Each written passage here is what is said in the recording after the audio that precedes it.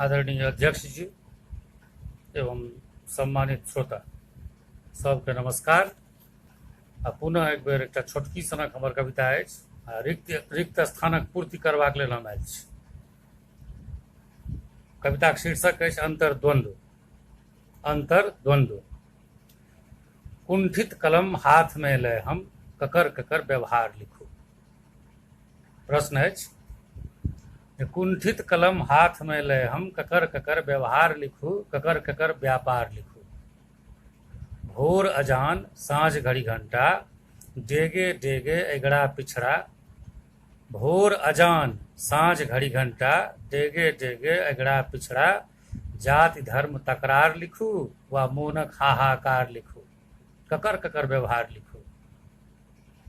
छिद्र शताधिक स्नेहक चादरी, मानवता कापै जनु भालड़ी। छिद्र शताधिक स्नेहक चादरी, मानवता कापै जनु भालड़ी।